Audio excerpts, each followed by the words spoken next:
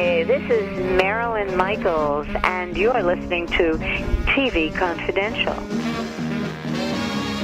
Roberts with a reminder for our listeners in Southern California that Herbie J Pilato will be appearing at the Cerritos Millenium Library on Wednesday, June 12th, beginning at 7:30 p.m. He'll be signing copies of his new book, Mary, the Mary Tyler Moore Story. Mary, the Mary Tyler Moore Story, the first objective cradle-to-grave biography of Mary Tyler Moore that is available now in hardcover and as an ebook through Jacobs Brown Media Group. Our friend Greg Ehrbar recently sat down with Herbie J Pilato to talk about some of his other books on television as we pick up the conversation. Let me see if I can remember the bookshelf full of books that you've written. Okay, there's Twitch Upon a Star, the Elizabeth Montgomery biography.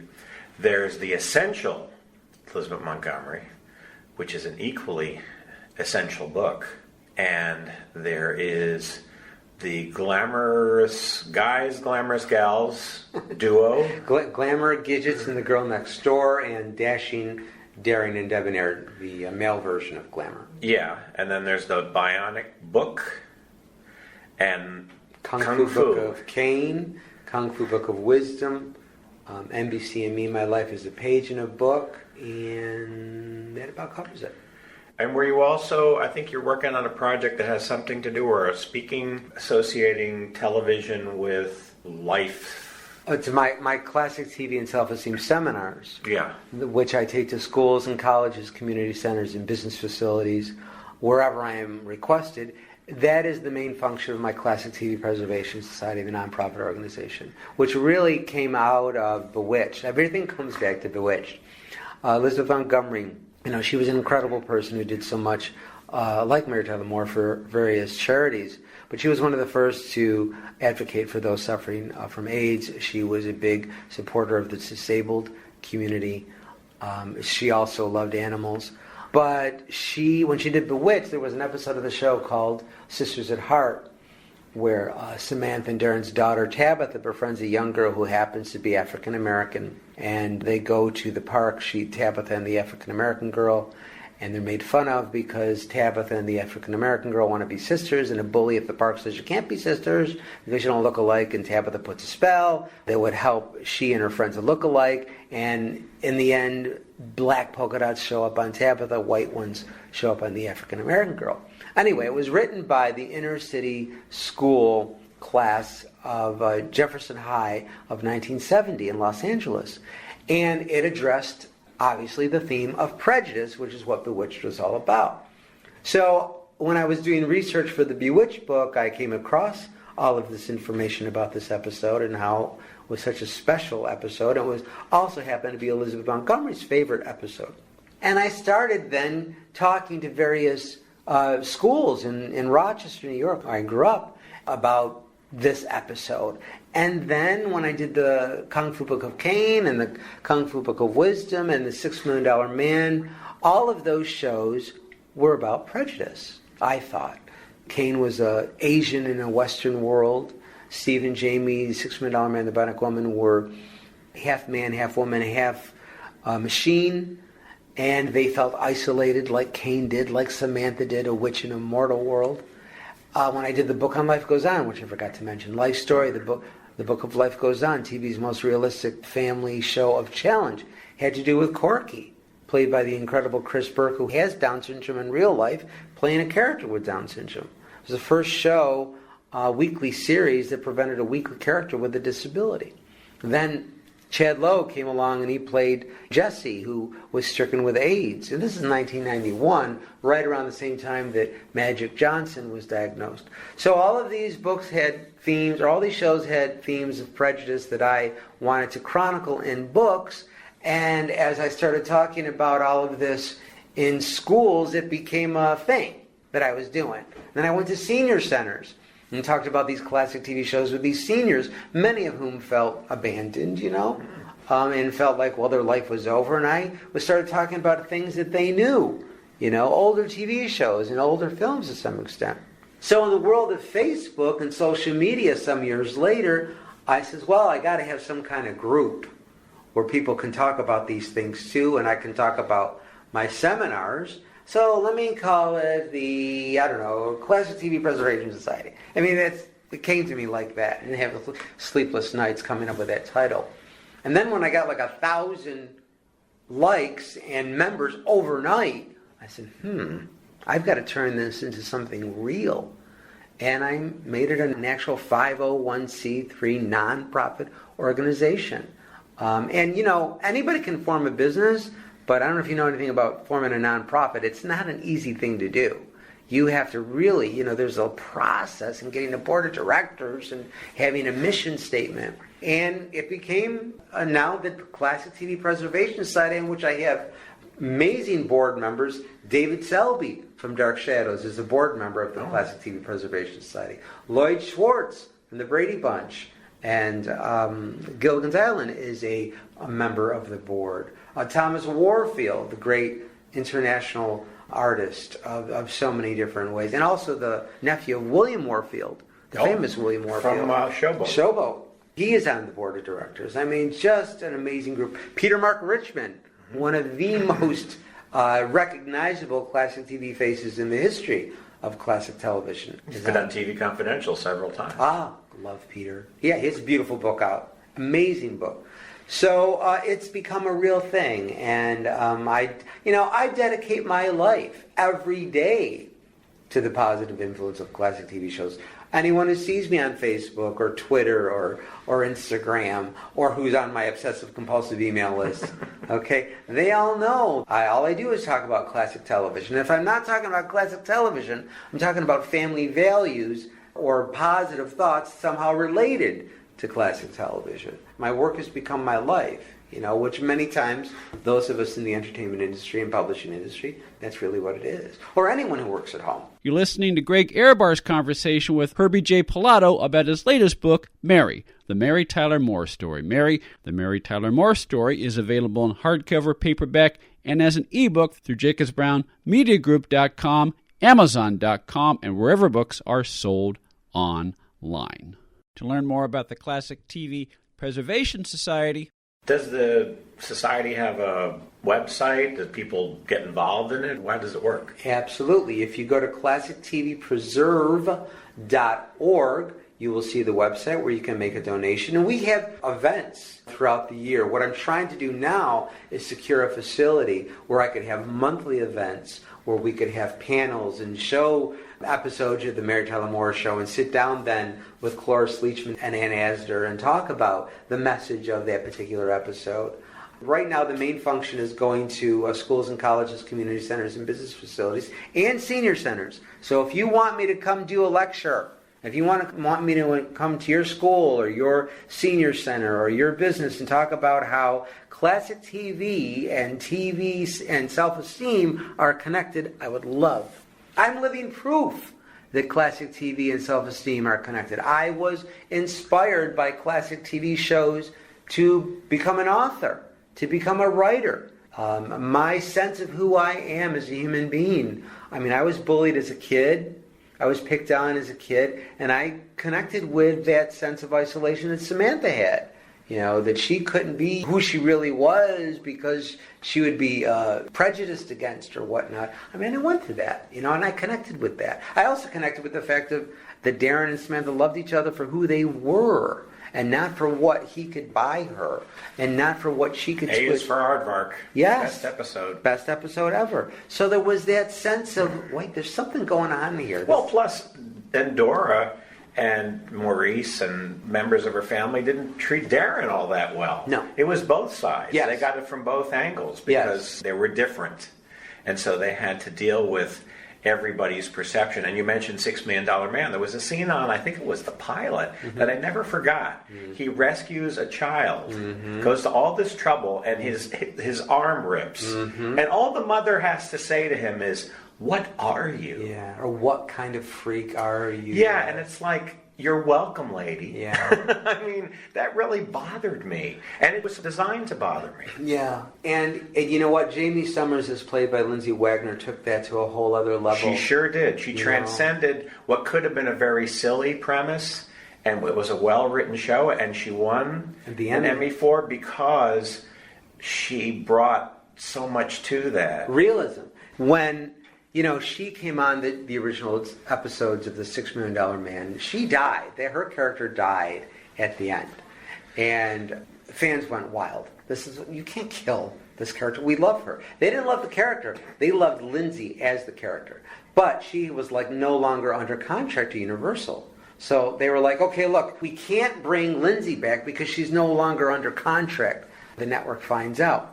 And so Universal says, well, we have Stephanie Powers. What about her? We want Lindsay Wagner, but we have Sally Field. Get me Lindsay Wagner. It wasn't the character. They fell in love with the person of Lindsay Wagner. So they got her back under contract to do another 2-part episode. And she played hardball with Universal. And she did. And it was just for those 2 episodes, though. Well, then ABC decided they wanted to do a series on the Bionic Woman. And they had to go back to her again. And her manager, who was the genius Ron Samuels, who also happened to represent Linda Carter, and who was also married to Linda Carter, he represented both. He's the one who got Lindsay this incredible deal with the Universal and ABC to do the Bionic Woman series. And it was all because people loved Lindsay Wagner, who just so happened to be playing this female superhero who just so happened to have superpowers. Exactly. She wasn't defined by her superpowers. No. She was defined by her humanity. And had an enormous amount of talent and screen presence. And that's really what it was about. And remember the commercials for the toys? Jamie Summers. I remember Lee Majors singing that theme to the background music of the first 2 episodes that Lindsay did. Jamie. Jamie. I mean, the guy, I love him, but he didn't have a voice. And he ended up singing the theme song to his Fall Guys series, which happened later. That's right, yeah. But it was Jamie. Great show. You're listening to Greg Ehrbar's conversation with Herbie J Pilato about his latest book, Mary, The Mary Tyler Moore Story. Mary, The Mary Tyler Moore Story is available in hardcover, paperback, and as an ebook through jacobsbrownmediagroup.com, Amazon.com, and wherever books are sold online. Let's go back to the life as a page in a book, because that's a fascinating story. Like you can build your own omelet in many places, or build your own pasta at Macaroni Grill. You've kind of built your own Hollywood career out here by kind of working your way up, and in your book it's a fascinating story. Well, thank you. I mean, I'm very proud, really, of what I've accomplished, because I came out here, I didn't know anybody. Usually, and I have no issues with nepotism or people or networking in all the right ways, but you still have to prove yourself. You still do have to prove yourself. But I came to Los Angeles because I was inspired by 1960s TV. I wanted to be a TV star, I mean, who didn't? I wanted to have the Herbie J Pilato sitcom. Herbie with an exclamation point. Right. Oh, yeah. Or just Herbie J. Yeah, right. Exactly. No period, but an exclamation. Or here comes Herbie J. I like that. Okay. Oh, sorry. It's okay. So I arrived in L.A. formally. I made the formal move to L.A. in the fall of '83 after I had attended, actually, UCLA the year before as a visiting student. And I went to see an episode of Family Ties being taped. And I saw these strange little people dressed up in ties and jackets, telling people where to sit. I'm like, that looks like a fun job. I want to do that. So I stopped a page. God bless him. His name was Horace Smith. And I says, I want to do what you do. He says, well, it doesn't pay anything. You sure? I says, I don't care. It's like I was compelled. I says, I want to do it. So after he gave me the person to call, and after 6 months of calling this person, Eva Hawkins, who ran the NBC Page Group, guest relations group in Burbank, they finally gave me the job. And that's when I started learning about behind the scenes interworkings of the entertainment industry. And I became fascinated with it.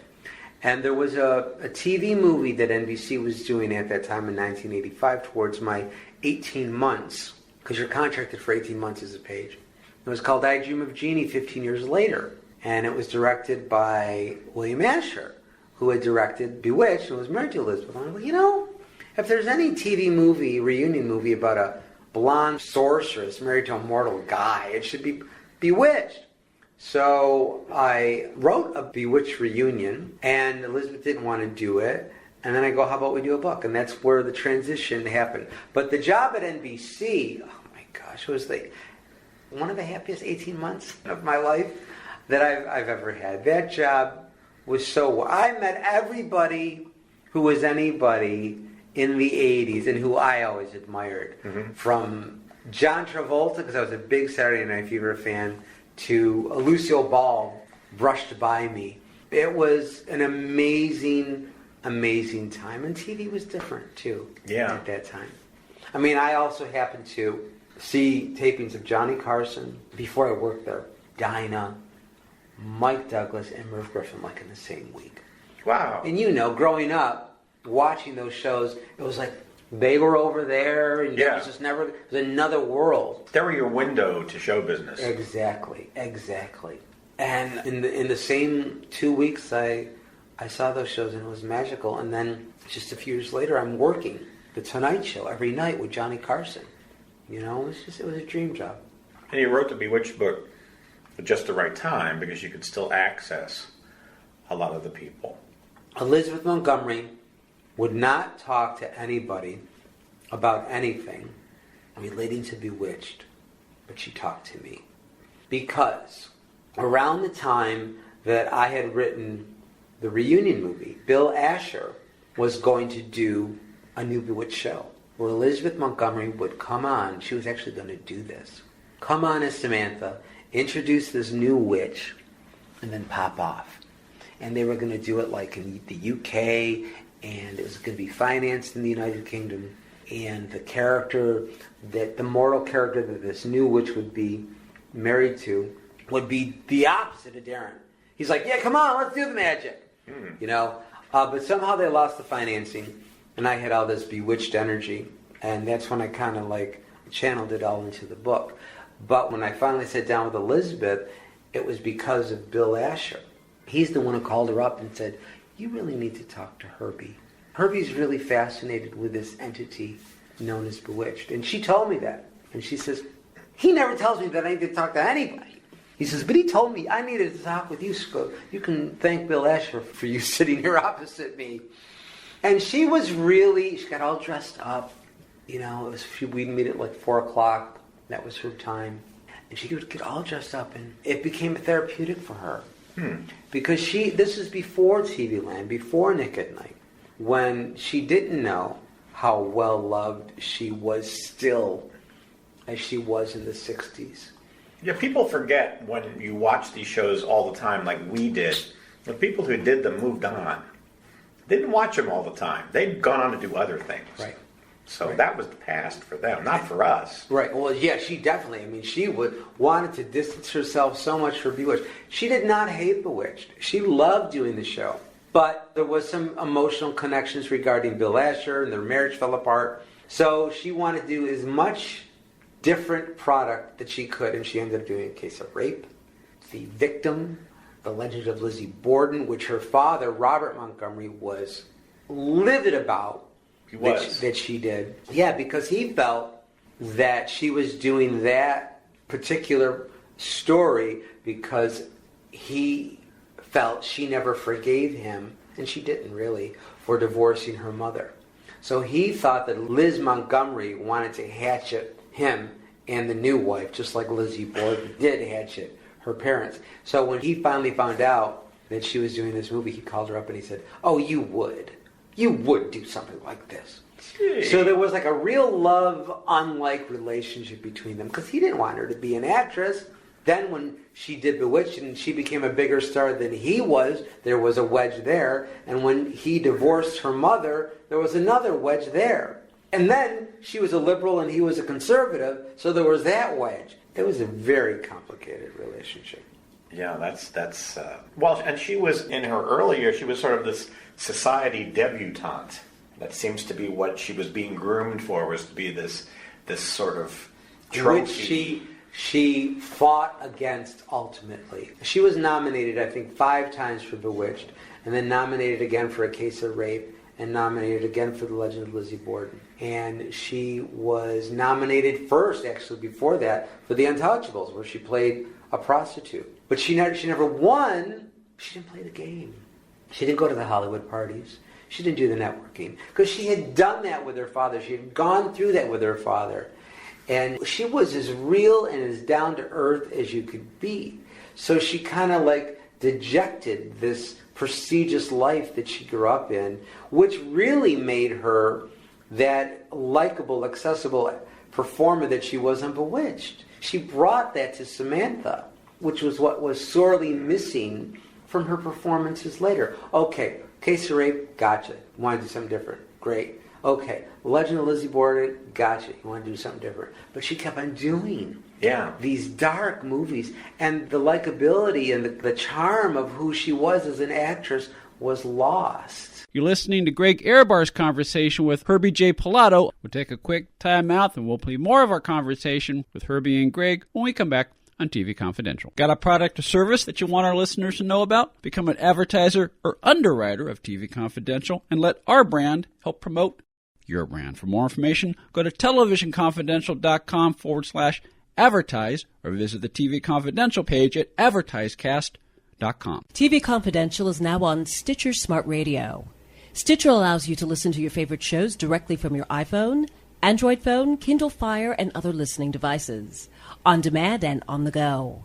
Don't have Stitcher? Download it for free at Stitcher.com or in the app stores. Stitcher Smart Radio, the smarter way to listen to radio. Uber is the mobile app that connects you with a driver for immediate transportation. Request a ride at the tap of a button and you have a driver curbside in minutes.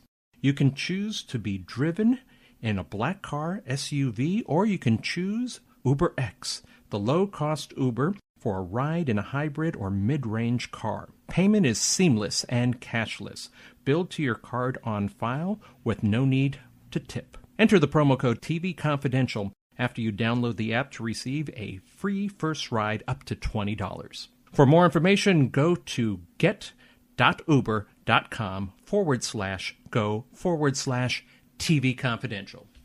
Buying or selling a home can be one of the most stressful things we'll ever do in life, but it doesn't have to be. And no one knows better than our friends at Front Porch Realty Group. They're a community of realtors serving the Northern Bay Area of California that cares about their clients as individuals first and foremost.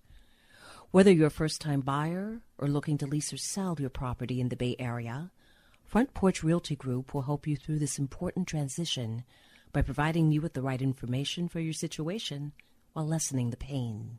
They also work with a network of realtors throughout California who provide the same high caliber of customer service. Call Front Porch Realty Group at 415-886-7411 for a realtor referral near you. You can also visit their website, frontporchrealtygroup.com, for more information on the services they provide, including upcoming workshops and seminars. For more information, call 415-886-7411 or visit frontporchrealtygroup.com. Front Porch Realty Group. They'll find the solution that works best for you. Hi, everybody. How are you? This is Julie Budd, and you're listening to TV Confidential.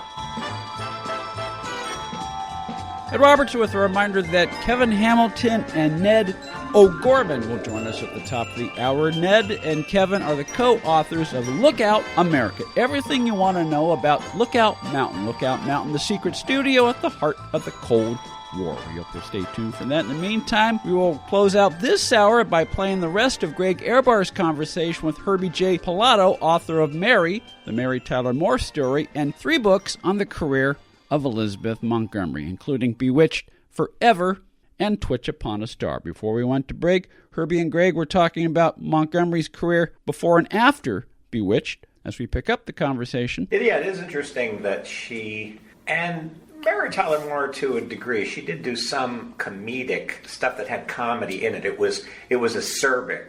But Elizabeth Montgomery never did anything light, again, that I can recall. Did she? When the Circus Came to Town. Oh, okay. With Christopher Plummer. It was a TV movie. Because I had sat down with her and I said, Elizabeth, could you do a comedy? Well, she goes, I don't call When the Circus Came to Town a drama. I said, well, you're right. Okay. So she did one. And Belle Starr was and a lot of people don't realize that was Hanna-Barbera, as was The Gathering with Ed Asner. They made a lot of TV movies in those days. Belle Starr is my favorite movie of Elizabeth Montgomery's. That film was like a feature. I mean, it had like the Kung Fu-esque lack of MGM color. You know, it was all, the colors were muted. The direction was superb. The writing was superb. Mrs. Sundance, which she did with Robert Foxworth, which is where she met him, it was okay. But Bellstar, that was a film. That was acting. It is fantastic. Some of those TV movies were, as Duel was, were proving grounds for a lot of young filmmakers, and they were, in a way, television's indies. They were like what Netflix is now. They were like what live TV was in the early days. It was a great canvas, because there were some outstanding, some horror movies. The one with Kim Darby. Oh, yeah. I can't think of the name of it. Oh my gosh, that was a frightening movie. Dark something? Dark Under the Stairs or something like that. Yeah, Don't Look Under the Stairs? Yeah, and... Trilogy of Terror. Well, that's a classic. Crowhaven Farm with Hope Lang. You know, Night People, How Awful About Alan. It's funny how I can remember all of these things, but they're outstanding films and hard to see nowadays. And yeah, she did a lot of that stuff. Well, it's interesting too, because there are two movies that both Elizabeth Montgomery and Mary Tyler Moore did where they were very similar. I mean, this carried through the theme of how they were these 1960s actresses, you know, who were both in TV sitcoms, and then they tried to break away. Well, then they just did like almost the same movie where they played murderous moms with black hair who looked like Serena on Bewitched. Both of them did that. And it was fascinating to me. You know, and Elizabeth was an alcoholic as well, which I talk gently about in the book, like Mary was. So there was just, again, so many similarities. Yeah, and an illness, and sadly, Elizabeth left very young, too. Well, and again, I feel that had she taken better care of herself, obviously, had she not drank, I do believe, because, you know, drinking contributes to colon cancer, which was what killed her. So, there you go. Well, they both came out of an era where drinking was acceptable and fashionable. And this was a pressure on men more than women. I don't trust someone who doesn't drink with me. Yeah. That's said a lot of times. Yeah. So, you know, why won't you have some? I've been in that situation. Why won't you have some? Here, have another one. It's like, I don't want any more. Give me, you know, a Diet Coke. Yeah. And a person who doesn't even know they're predisposed to alcoholism can fall into that. Yeah. And not even years later suddenly discover that. It's a sad case, and that was prominent to that era. Well, on TV too. I mean, on Bewitched all they did was drinking all the time. They were constantly going to the bar and coming home and having a drink, and it was made light of, and it still is today. You notice that on television, there's a lot of things. There's new taboos on television, but saying I'm going to have a drink or head over to the bar, or that still gets laughs. Somebody who is like a Foster Brooks is not funny. Yeah. But the idea of drinking is still laughed at. I just don't think it's funny at all. People die every day because of drunk drivers. And I don't think being drunk is funny. And I think that needs to change. You're listening to Greg Ehrbar's conversation with Herbie J Pilato about his latest book, Mary, The Mary Tyler Moore Story. Mary, The Mary Tyler Moore Story is available in hardcover, paperback, and as an ebook through jacobsbrownmediagroup.com, amazon.com, and wherever books are sold online. Herbie's other books include Bewitched Forever, everything you wanted to know about the Bewitched television series, and 2 biographies of Elizabeth Montgomery, including Twitch Upon a Star. You know what was interesting is when you saw Elizabeth Montgomery on Password, which she loved to be on, and, you know, she wouldn't do a lot of talk shows, but she would do lots of game shows. You would see her personality come through in the game. To me, the mark of a great actor. And here's someone who was astonishingly beautiful, and sometimes someone who is of great beauty or handsomeness can't do the facial expressions, but she could. And which is what destroyed Mary's facial expressions with her surgery. That's another thing. She was looking at the password, and all of the tics were there, and you would see Samantha change into Serena and Serena change into Samantha. She really was a combination of both. She was. Well, when she decided to do Serena, she just wanted to do something different. You know, she wanted to bring it up a notch. She wasn't bored with playing Samantha, but she wanted to, come on, you do the same character every day, you want to do something different. But I think in many ways she was more like Serena in real life, very fun-loving, very a blithe spirit, so to speak. Playful, more of a sense of humor.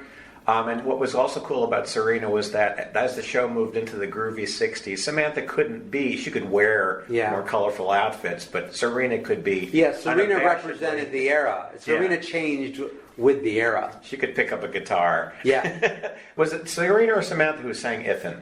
It was Serena. Yeah.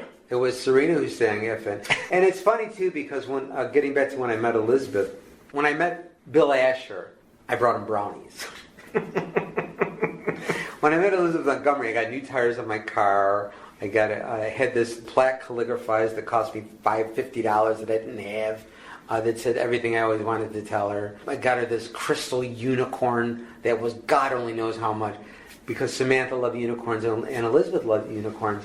And I gave her all these gifts on the first meeting. And as I finally leave, I'm like, oh my God, I guess I must have overwhelmed her. I had to overwhelm her. So I get home, not 2 minutes after I get into my little apartment in Santa Monica. She lives in Beverly Hills. And the phone rings. Hi, Herbie, it's Lizzie. Are we still meeting next Tuesday at 4 o'clock? I'm like, yeah, sure. Amazed at this. Elizabeth Montgomery just called me. So Calling him mortal? Calling him mortal. And I hung up the phone. I'm like, oh my God. 2 minutes later, brrr, hi, Herbie, it's Lizzie again. What was that episode that I sang as Serena? I'm like, it was the Iffen song. She was reaching out to me. But that second time that she called back, I said, you know what, Elizabeth? I'm so glad you called again, because I said to myself, oh my God, you had to be overwhelmed. She goes, well, I am overwhelmed, but in a good way. I said, it must have been very difficult for him to have met someone that he has admired. She was so dang cool and so down to earth, and she appreciated that I appreciated her as a person. I didn't ask for an autograph. I didn't ask her to twitch her nose. I didn't ask for a picture to be signed. I didn't even ask to have a picture taken with her. I was just talking to her like a person, which she embraced. You didn't want anything from her, and they spend their whole lives people wanting to take pieces of them. Right. I just wanted to talk with her about something that made me really happy and that everybody loved. I really respected her, and she responded to that. And she rewarded me with just appreciation, Which is kind of life-changing, isn't it? Oh, it was amazing to me. She did change. Well, first of all, she definitely changed my life. Whatever good thing that has happened in my career, whether it's a book, a TV show, documentary that I've worked on, or whatever, it's because of Bewitched and because of Elizabeth Montgomery. It's because of that first book. I had no vision that I would be an author person. I didn't even know what a verb was in high school. So that I started writing these books and passionately and getting success at it and finding success with it, it's all because of Elizabeth Montgomery. Which is another reason why I wasn't going to write some dirt book about her.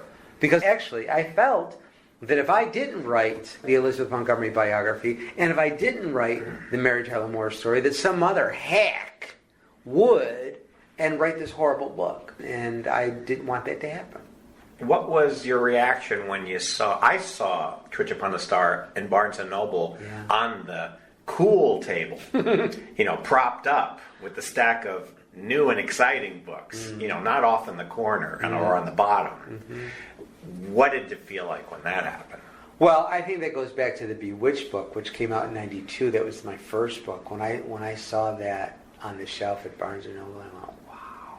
When I started doing book signings.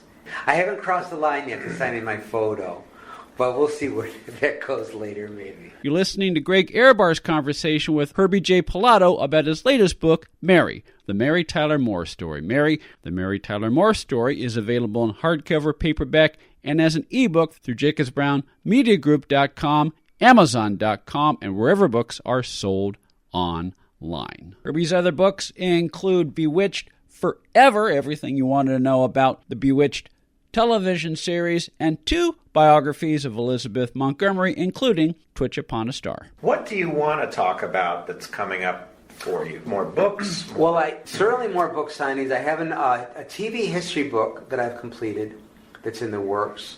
I have another book that I don't want to mention that's in the works. And then I have a Christmas book coming out, The 12 Best Secrets of Christmas. That will be actually, hopefully, by December. And if not this December 2019, then 2020. But I'm also transitioning into scripts. I've completed 2 angel stories, family-oriented, faith-based angel stories. So that is a whole new leaf for me. And how has the reaction been to Mary? Mary's been good. I've received a lot of nice reviews for Closer Magazine, Steve Thompson, Book Steve. It's been wonderfully received. Well, thank you. Thank you so much, Greg, and all the listeners. If you do want to order personally signed books from me, you can do so through HerbieJPilato.com. Yes. You could do so through hjpilato@yahoo.com, which is my personal email. And you just email me and let me know what you want, and we can begin the communication.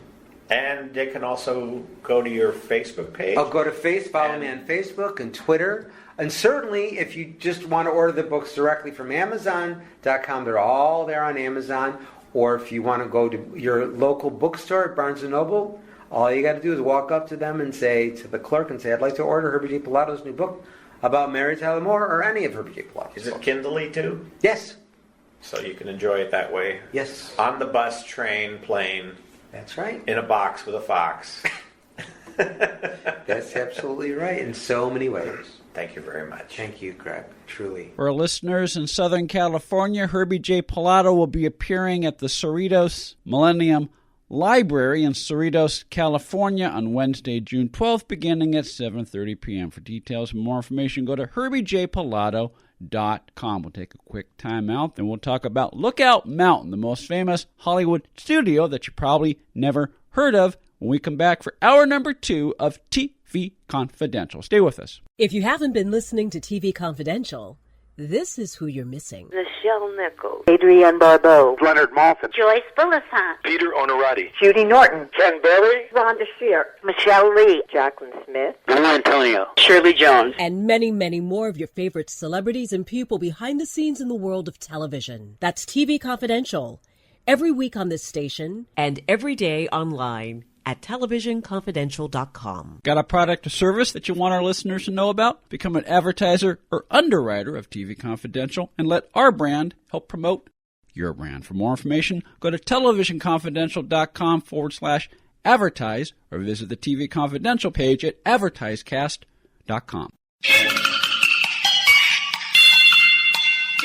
Accredited by Guinness World Records. Welcome to Archival Television Audio Incorporated, a peerless TV soundtrack archive, preserving the audio from television's first 3 decades, the 1950s, 60s, and 70s, the golden and silver age of television. For more information, go to atvaudio.com. Want a free first ride with Uber? Uber, the mobile app that connects you with a ride at the touch of a button in minutes. Enter promo code TV Confidential after you download the app to receive your first free ride up to $20.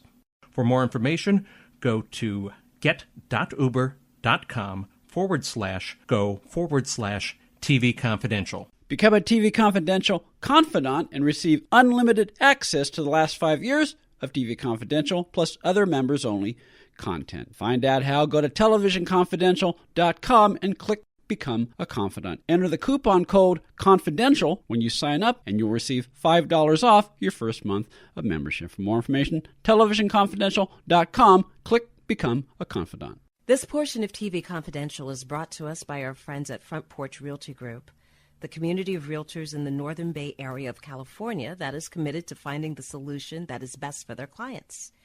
Whether you're a first-time home buyer or looking to sell or lease your property in Northern California, call 415-886-7411 or visit frontporchrealtygroup.com for more information on how they can help you.